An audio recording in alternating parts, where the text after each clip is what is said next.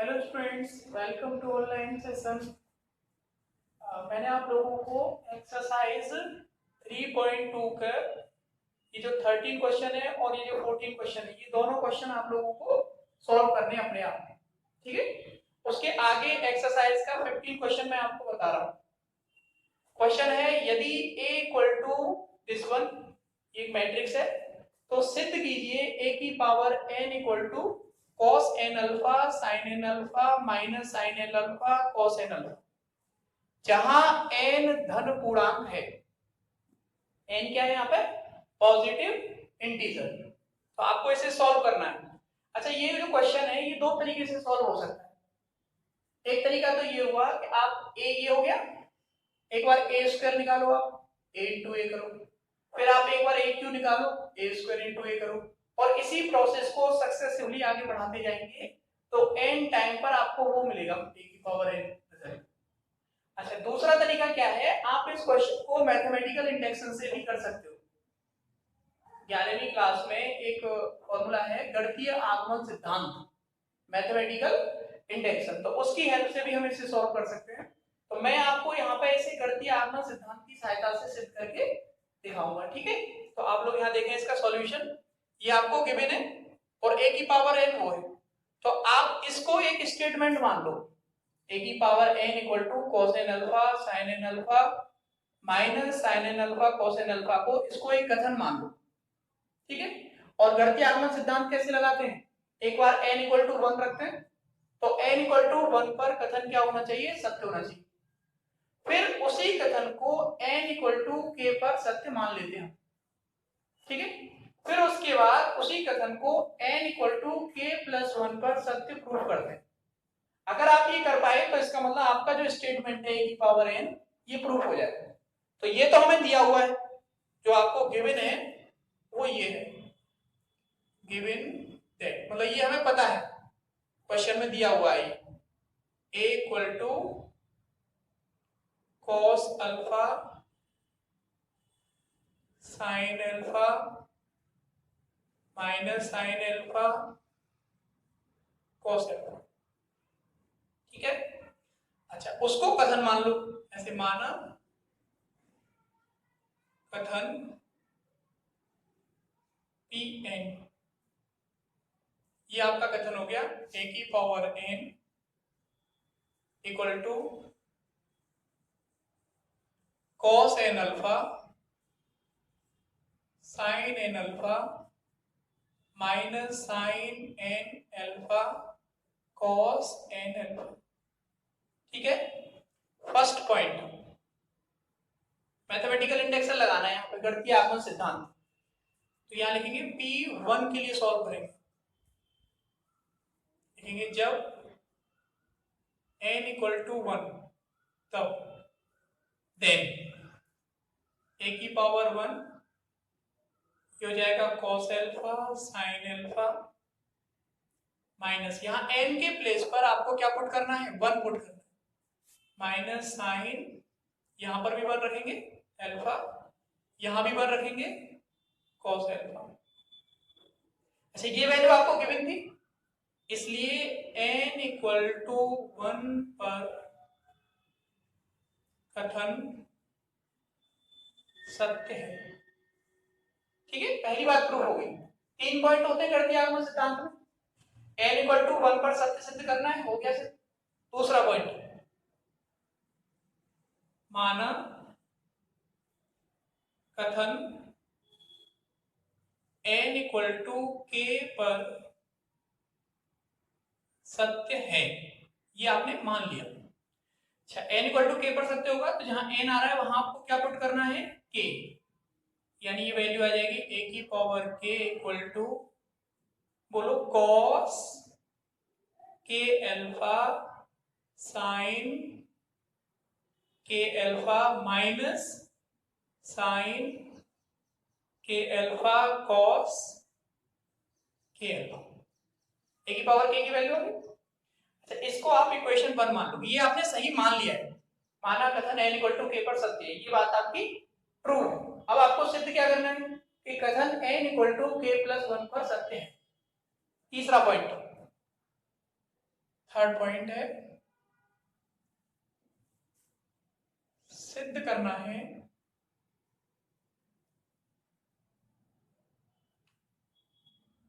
कि कथन n equal to k+1 पर सत्य है। ठीक है भाई, n इक्वल टू k+1 पर सत्य है, यानी आप कैलकुलेशन करोगे किसकी, k+1। समीकरण 1 के दोनों पक्षों में a से गुणा करने पर, multiplying both side by a in equation 1, a to the power k into a equal to, यहां पर क्या आएगा बोलो, cos k alpha sine k alpha minus sine k alpha cos k alpha into a की value put करोगे आप, इधर हो जाएगा a to the power k+1 cos k alpha sine k alpha minus sine k alpha cos k alpha into a की value क्या है, cos alpha sine alpha minus sine alpha cos alpha. ठीक है, इनका मल्टीप्लाई करो, देखो first row first column, इसका multiply यहां होगा cos k alpha into cos alpha, इसका मल्टीप्लाई यहां होगा minus sine k alpha into sine alpha. ठीक है, first row second column cos k alpha into sine alpha sine plus sine k alpha into cos alpha. Second row first column, इसका multiply यहां पर minus के sine k alpha into cos alpha, इसका multiply यहां पर minus के cos k alpha into sine alpha. Second row second column, इसका multiply आप यहां करोगे minus sine k alpha into sine alpha plus cos k alpha into cos alpha. ठीक है भाई, अब आप यहां पर देखो जरा ध्यान से, इधर क्या चल रहा है, लेफ्ट में a की पावर k+1, यहां देखो cos a cos b minus sin a sin, ये किसका फॉर्मूला होता है, cos a प्लस b का, यानी ये बन गया cos k+1 इंटू अल्फा। ठीक है, कैसे बनाई, देखो ये k a के प्लेस पे क्या है, यहाँ पे k अल्फा और b के प्लेस पे क्या है अल्फा, तो k alpha plus alpha, alpha common आ गया तो k+1 हो जाएगा। ऐसे यहाँ देखो sin a sin b sin a cos b plus cos a sin b, ये फॉर्मूला किसका आ गया, sin k+1 अल्फा। यहाँ पर दोनों में क्या कॉमन आ रहा है, माइनस कॉमन आ रहा है, sin a cos b plus cos a sin b, minus common ले लो, ये हो जाएगा sin k+1 इंटू अल्फा। ऐसे इसको देखो आप, इसमें माइनस, ये देखो यहाँ पे cos a cos b minus sin a sin b, किसका फॉर्मूला है ये फॉर्मूला है cos a प्लस b का, यानी k+1 alpha.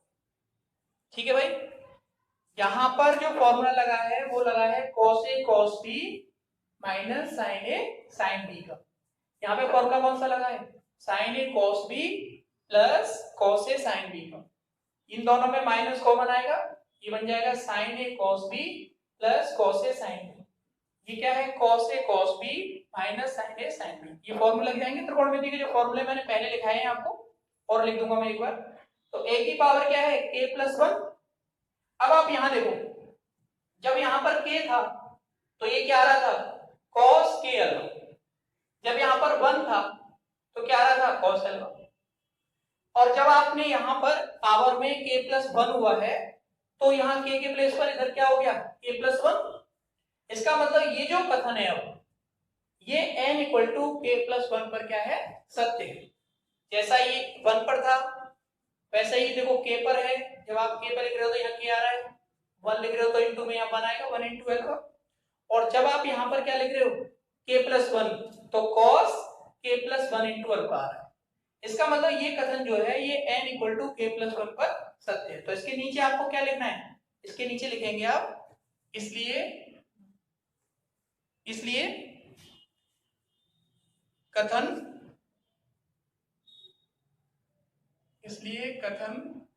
n equal to k plus 1 पर सत्य है। ठीक है, अतः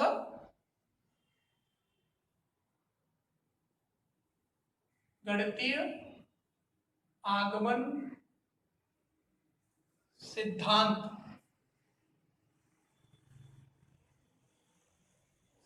से कथन सत्य है। ये आपका पूरा आंसर होगा लास्ट में, ये हमें प्रूव करना। मैथमेटिकल इंडेक्शन लगाने के लिए एक पूरी प्रोसेस होती है, उसमें आपको 3 स्टेप लिखने होते हैं, स्टेप 1, स्टेप 2 और स्टेप 3। फर्स्ट स्टेप में क्या होता है, कथन को n इक्वल टू 1 पर सत्य सिद्ध करना होता है। जो भी स्टेटमेंट आपने माना है या दिया हुआ है उसको आपको n इक्वल टू 1 पर सत्य सिद्ध करना है पहले। जब वो n इक्वल टू 1 पर सत्य हो जाएगा तो सेकंड स्टेप में आपको n इक्वल टू k पर उस कथन को सत्य मानना है, यानी इसे आप सत्य मान के चलेंगे। ठीक है, फिर उसी कथन को n equal to k plus 1 पर आपको सत्य सिद्ध करना है। तो इक्वेशन 1 के दोनों तरफ आप a का मल्टीप्लाई करेंगे और a की वैल्यू आपको दी हुई है ये वाली, तो ये वैल्यू यहाँ a के प्लेस पर पुट कर देंगे। इन दोनों अवयवों का, इन दोनों मैट्रिक्स का मल्टीप्लाई कर लें। मल्टीप्लाई करने के बाद यहाँ पर ये सूत्र बन जाएंगे त्रिकोणमिति। कौन से फॉर्मूले बनेंगे, यहाँ पर देखिए आप ध्यान से, मैं यहाँ फॉर्मूले लिख देता हूँ आपको। ये फॉर्मूले होते हैं, फॉर्मूला होता है cos a प्लस b का। क्या फॉर्मूला होता है cos a प्लस b का, cos a cos b minus sin a sin b। एक फॉर्मूला होता है sin a प्लस b का, ये फॉर्मूला होता है sin a cos b plus cos a sin b। cos a plus b का formula क्या है, ये वाला, और sin a प्लस b का फॉर्मूला क्या है, ये वाला। तो यहाँ पे कौन सा फॉर्मूला लगा है, cos a प्लस b का, और यहाँ पर कौन सा लगा है, sin a प्लस b वाला, और यहाँ पर कौन सा लगा है, cos a प्लस b वाला। उसके अकॉर्डिंग ये जो कथन है, यहाँ k आ रहा था पहले, वहां k के स्थान पर क्या हो गया k प्लस 1। इसलिए ये जो कथन है ये n equal to k plus 1 पर सत्य है। अतः गणितीय आगमन सिद्धांत से दिया गया कथन एक सत्य कथन।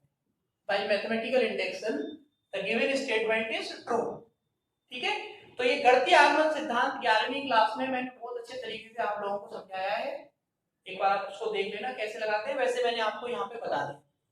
इस पूरे क्वेश्चंस को, ये एक्सरसाइज 3.2 का 15 क्वेश्चन है, ये 13 और 14 आपको खुद करना है, बिल्कुल ऐसे जैसे मैंने क्वेश्चंस बताए हैं उसी तरह के क्वेश्चन है, और ये 15 क्वेश्चन हो जाएगा।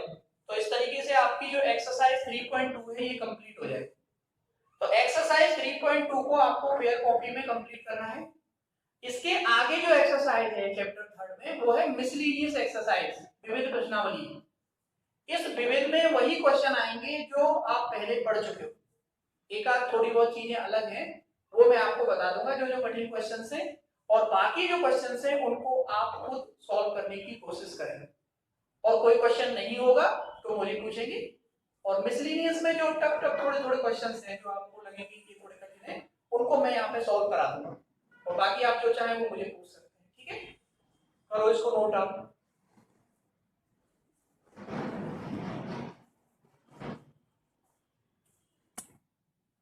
नेक्स्ट आप देखो इसी एक्सरसाइज 3.2 का ये क्वेश्चन नंबर 14 है। कुछ बच्चे कह रहे हैं कि सर ये क्वेश्चन आप बता देना जरा। तो ये क्वेश्चन है, यदि एक मैट्रिक्स है इनटू ए इक्वल टू, ये दूसरी मैट्रिक्स है, हो तो ए का मान ज्ञात कीजिए। अगर ये इसके इक्वल है तो आपको ए की वैल्यू फाइंड आउट करनी है कि ए की वैल्यू क्या हो। अच्छा, मैं पूरा सॉल्व नहीं करूंगा, आपको थोड़ा बता रहा हूँ कि ऐसे करना है, बाकी फिर आप कर लो। सबसे पहले हमें क्या करना है, इसका ऑर्डर देखना है कितना है। इसमें कितनी रो है, 1 2 3, 3 रो है, 2 कॉलम है। इसका ऑर्डर कितना हुआ, ये 3/2 की मैट्रिक्स है। और ये मैट्रिक्स कितने की है, बोलो 3/3 की, क्योंकि इसमें 3 रो है और 3 कॉलम, ये 3/3 की। अगर आप इसका मल्टीप्लाई इस ए में कर रहे हो तो इस ए का ऑर्डर कितना होना चाहिए। जो सबसे महत्वपूर्ण बात है इस क्वेश्चन के अंदर, सबसे जो इंपॉर्टेंट पॉइंट है वो ये है कि आपको इस ए का ऑर्डर पता होना चाहिए कि वो किस ऑर्डर की है। अच्छा, अगर इस मैट्रिक्स का इस ए में मल्टीप्लाई होगा तो मल्टीप्लाई कब होगा, जब इस पहले वाली मैट्रिक्स में नंबर ऑफ कॉलम कितने हैं, 2, और इस ए मैट्रिक्स में नंबर ऑफ रो के इक्वल हो।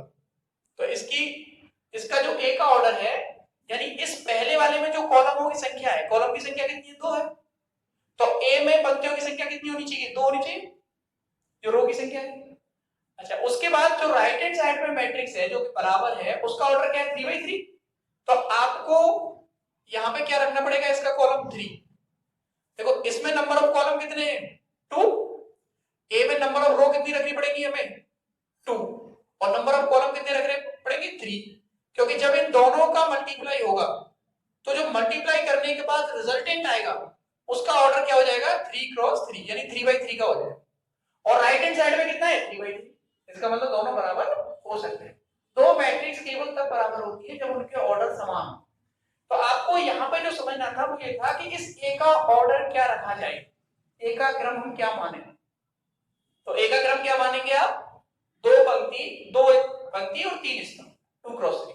ठीक है, तो आप ए को कैसे मानोगे, ऐसे लिख लेते हैं, माना लेट ए इक्वल टू 2/3 की माननी है तो A11 A12 A13 A21 A22 और A23। देखो इसका ऑर्डर क्या है, 2 3। ठीक है, ये आपको गिवन है, सिंस 1 0 2 -1 -3 4 इंटू ए के प्लेस पे क्या आ जाएगा, A11 A12 A13 A21 A22 A23 equal to 1 -4 3 -2 -10 6 13 20 -9। ठीक है, इसमें देखो 2 रो है और 3 रो है और 2 कॉलम है, यानी इसका ऑर्डर है 3/2, इसका 2/3। और इन दोनों का मल्टीप्लाई करने के बाद जो ऑर्डर आएगा वो क्या आएगा, 3/3, और इधर भी 3/3 के। तो इसमें आपको केवल ये समझना था कि ए का ऑर्डर क्या रखा जाए, और वो किसके अकॉर्डिंग पता चलेगा, इस इक्वेशन के अकॉर्डिंग जो हमें दी हुई। अब इन दोनों का मल्टीप्लाई कर लोगे आप, और मल्टीप्लाई करके इस वाली मैट्रिक्स से इसकी तुलना कर दोगे, कंपेयर कर दोगे। कंपेयर करने के बाद इक्वेशंस आ जाएंगी, A11 A12 A13 A21 A22 A23 equation आएंगी, और इक्वेशंस को सॉल्व करेंगे और इन 6 वैल्यू को आप फाइंड आउट करेंगे, और उन 6 की 6 वैल्यूओं को आप इसमें पुट करेंगे यहाँ, तो आपके पास ए की वैल्यू आ जाएगी। मैं एक लाइन और सॉल्व कर देता हूँ यहाँ पे। देखो फर्स्ट रो, ठीक है, और फर्स्ट कॉलम क्या आएगा, बोलो A11, 0 का मल्टीप्लाई यहाँ होगा, 0 हो जाएगा। अच्छा, फर्स्ट रो सेकंड कॉलम, इसका मल्टीप्लाई यहाँ करेंगे A12, और 0 का मल्टीप्लाई यहाँ करेंगे 0। First row third column A13, और 0 का मल्टीप्लाई यहाँ करोगे 0। सेकंड रो फर्स्ट कॉलम यानी 2a11 minus a21, second row second column, 2 का मल्टीप्लाई यहां होगा 2a12 और इसका मल्टीप्लाई यहां होगा minus a22, second row third column, 2 का मल्टीप्लाई यहां करोगे आप 2a13 और इसका मल्टीप्लाई यहां करोगे तो माइनस a23, ठीक है। उसके बाद थर्ड रो फर्स्ट कॉलम, 3 का मल्टीप्लाई यहां होगा माइनस के 3a11, 4 का मल्टीप्लाई यहां होगा प्लस के 4a21, third row second column, 3 का मल्टीप्लाई यहां करो माइनस के 3a12, 4 का मल्टीप्लाई यहां करो plus 4a22, third row third column, 3 का मल्टीप्लाई आप यहां पे करेंगे माइनस के 3a13 और 4 का मल्टीप्लाई यहां होगा प्लस 4a23 और ये इक्वल है किसके 1 minus 4 3 minus 3 minus 2 minus 10 6 13 20 minus 9, ठीक है भाई। अब देखो ये भी 3/3 की है और ये भी 3/3 की, दोनों बराबर है तो दोनों के करस्पॉन्डिंग एलिमेंट्स की कंपेयर करेंगे, जो संगत अवयव हैं उनको बराबर रखना है, इसको बराबर रखना है इसके, इसको बराबर रखना है आपको इसके, इसको इक्वल रखना है आपको इसके, ऐसे ही रख लेंगे सब, इक्वल रख के इक्वेशंस बनेगी, उन इक्वेशंस को सॉल्व करके आपको a11 a12 a13 a21 a22 और a23 की वैल्यू निकालनी है और उन 6 की 6 वैल्यू को आप इस a में पुट कर देंगे तो आपके पास क्या होगा रिजल्ट आ जाएगा। इस तरह का क्वेश्चन मैं पहले बता चुका हूं, तो इसमें मैंने आपको बता दी कैसे करना है, जो ऑर्डर ए का लेना था वो किस तरीके से लेना था ये महत्वपूर्ण, तो वो मैंने बता दिया कि ए का ऑर्डर किस तरीके से लेना है आपको, इसे देखना है इधर वाले को क्योंकि 3/3 का है, तो इन दोनों का गुणा करने के बाद जो मैट्रिक्स बनेगी वो 3/3 की होनी चाहिए, ठीक है। तो ए का ऑर्डर क्या रखना पड़ेगा हमें 2 क्रॉस 3 यानी 2 पंक्तियां और 3 स्तंभ, तो इसको आप यहां तक नोट कर लो और इसके आगे आप सॉल्व करना, और अगर नहीं सॉल्व होता है तो आप मुझे पूछ सकते, बता दूंगा मैं पूरा सॉल्व करके, आप इसको यहां से आगे सॉल्व करके देखना, केवल कंपेयर करके, इस तरह के काफी क्वेश्चंस मैं करा चुका हूं, ठीक है। तो आप इसको नोट कीजिए।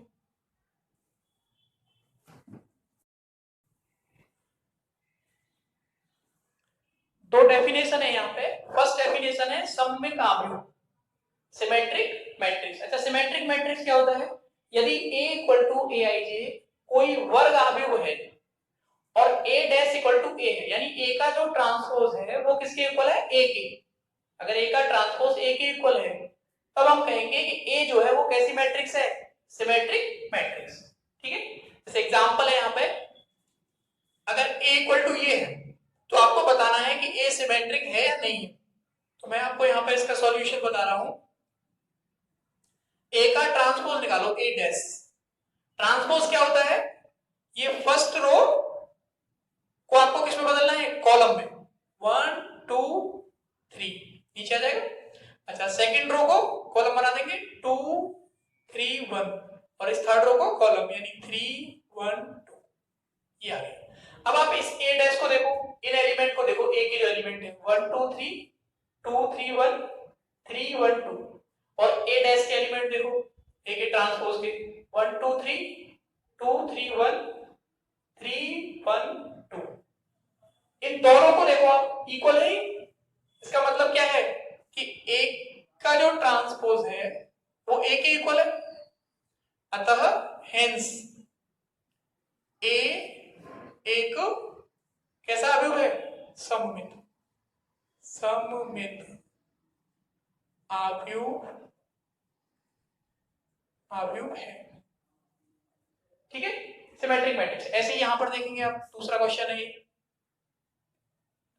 ये B इक्वल टू है A H G H B F G F C, इसका ट्रांसपोज निकालो, A का पर B का परिवर्ताव्य, तो परिवर्ताव्य क्या होगा बोलो A H G H B F, यानी इस फर्स्ट रो को ऐसे कॉलम में लिख दिया, इस सेकंड रो को ऐसे कॉलम में लिख दिया, ऐसे इस थर्ड रो को कॉलम बनाएंगे तो G, F और C। अब आप इसको देखो B के अंदर जो एलिमेंट है और इनको देखो, यहाँ पे A है, यहाँ B है, यहाँ H है, G है, इनको सेम इक्वल आ रहा है, यानी B डैश किसके बराबर है? B के। अतः हेंस B क्या है? B एक सममित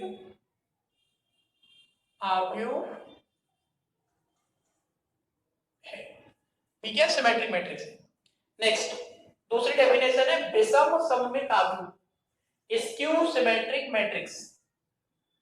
यदि वर्ग आव्यूह कैपिटल A इस तरह का है कि A dash equal to minus A, यानी A डैश का मतलब A का ट्रांसपोज, अगर A का ट्रांसपोज माइनस A के इक्वल है तो इसका मतलब क्या हुआ कि A जो मैट्रिक्स है वो कैसी होगी? स्क्यू सिमेट्रिक मैट्रिक्स, उसको बोलेंगे आप विषम सममित आव्यूह। जैसे यहाँ पर एग्जांपल है, ये A दिया हुआ है, अब आप क्या करो, इसका A का निकालो आप S ट्रांसपोज, तो A का जो परिवर्तित आव्यूह होगा वो क्या होगा बोलो? ये ऐसे लिखा हुआ रो, इसको आपको कॉलम बनाना है, यानी 0HG। ऐसे ये सेकंड रो है, इसको कॉलम बनाना है -H 0F। ऐसे ये थर्ड रो है, इसको कॉलम बनाएंगे तो -G -F 0। इसमें से आप माइनस कॉमन ले लो इस पूरी मैट्रिक्स में, तो माइनस कॉमन लोगे तो इसका मतलब इस हर एलिमेंट की साइन क्या होंगे? चेंज हो जाएगी। माइनस बाहर आ गया, ये हो गया 0, ये H, ये आपका G, ये हो जाएगा -H, ये 0, ये F, ये -G, ये -F, ये 0। अब इसको देखो आप, इस मैट्रिक्स को, ये किसके इक्वल है? A के इक्वल है। इसका मतलब आप क्या लिख सकते हो इसको? इधर चल रहा था लेफ्ट में A, माइनस बाहर आ गया, A का कॉम्प्लीमेंट, A का कॉम्प्लीमेंट, ये किसके इक्वल आ रहा है? A की, यानी A का जो परिवर्त आव्यूह है, A का जो ट्रांसपोज है वो किसके इक्वल आ रहा है? -A के। इसका मतलब ये A जो मैट्रिक्स है वो कैसी है? विषम सममित, स्क्यू सिमेट्रिक। यहां लिख देंगे अतः A एक विषम सममित आव्यूह है। अतः A एक स्क्यू सिमेट्रिक मैट्रिक्स है। तो ये जो दो डेफिनेशन है, बहुत इंपॉर्टेंट डेफिनेशन है, दोनों डेफिनेशन आप लोगों को याद करनी है। पहली डेफिनेशन है सममित की, सममित का मतलब A का ट्रांसपोज अगर A के इक्वल आ जाए तो A कैसी होगी? सममित। और विषम सममित मतलब A का ट्रांसपोज किसके इक्वल आ जाए? -A, तो A कैसी होगी? Skew symmetric. ठीक है भाई, तो इन दोनों डेफिनेशन को आप लोग नोट कर लीजिए और इनसे रिलेटेड कुछ क्वेश्चंस हमारी जो मिसलेनियस एक्सरसाइज है उसमें मिलेंगे और कुछ एग्जांपल हैं बुक में इनसे रिलेटेड। अभी इसमें एक प्रॉपर्टी और है, वो मैं आपको बता दूंगा अभी क्वेश्चन जब सॉल्व कराऊंगा, उससे पहले दो प्रॉपर्टी उनको लिखाऊंगा और उसके बाद फिर मैं आपको मिसलेनियस एक्सरसाइज के जो भी दो चार से क्वेश्चंस हैं अच्छे उनको बताऊंगा। और बाकी मिसलेनियस एक्सरसाइज में जो रिलेटेड क्वेश्चंस हैं जो आपने पढ़ लिए हैं पहले एक्सरसाइज 3.1 में, एक्सरसाइज 3.2 में, उनको आप लोग खुद सॉल्व करें और अगर कोई प्रॉब्लम आएगी तो आपके पास मेरा नंबर है, उससे आप पूछ सकते हैं, मैं उनका सॉल्यूशन आपको व्हाट्सएप कर सकता हूं, या एक आध कोई क्वेश्चन होगा तो उसको मैं यहाँ पे सॉल्व करूंगा। इन सभी क्वेश्चंस को आपको फेयर कॉपी में लिखना है, डेफिनेशन को लिखना है, तब फिर उसको समझने की कोशिश करें। इसको लेटते हुए वीडियो को नहीं सुनना है, कोई फायदा नहीं होगा मैथ को ऐसे पढ़ने से। आपको इसको लिखना है कॉपी लेके और फिर उन डेफिनेशंस को याद करना है, फिर उनको क्वेश्चंस में अप्लाई करेंगे हम लोग। ठीक है भाई, ओके।